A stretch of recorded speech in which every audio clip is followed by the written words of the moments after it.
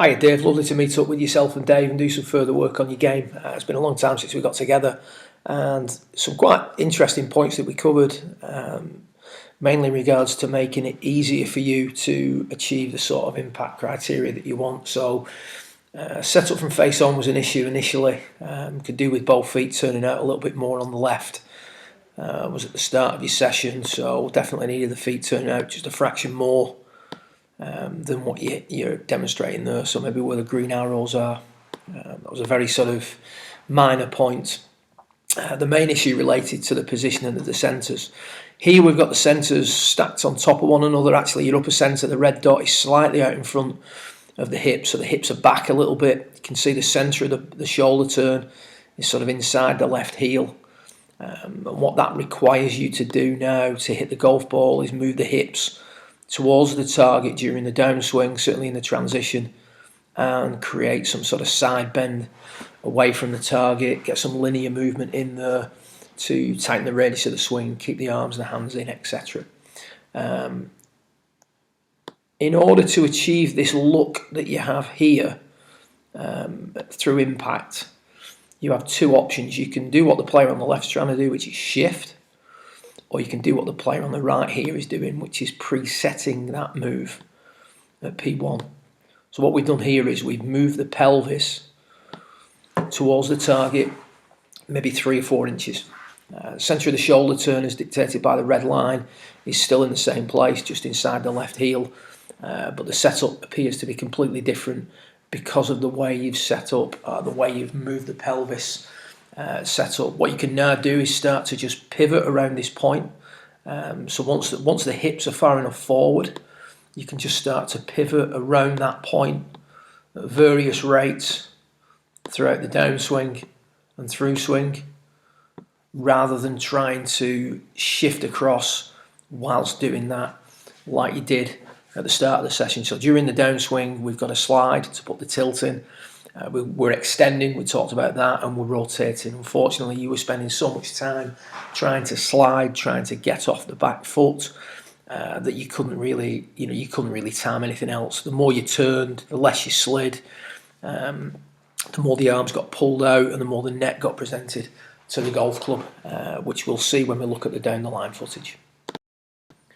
So here we are down the line, start of the session. Because there was no linear movement going in during the transition, the arms were getting pulled out, the club was getting pulled out, the wrists were uncocking too fast, and the swing direction just prior to impact is way too far to the left. And you can see the sweet spots moved away from me dramatically, and there's the contact with the shank of the golf club.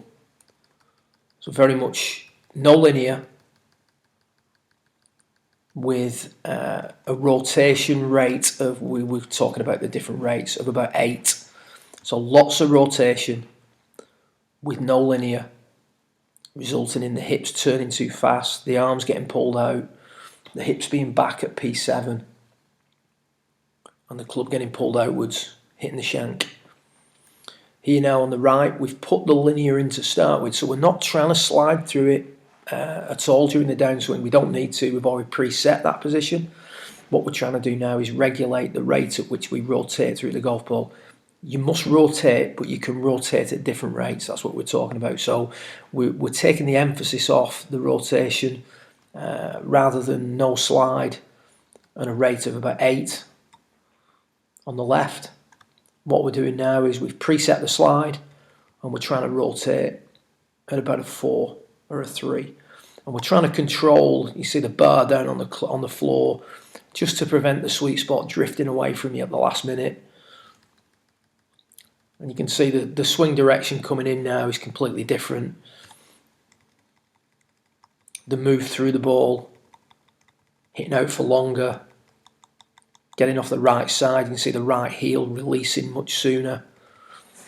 You can see that there's less rotation going on through the hip. Tailbone's released a tremendous amount at this point as opposed to this point, so much less rotation. Are you rotating? Yes. Do you need to rotate as much?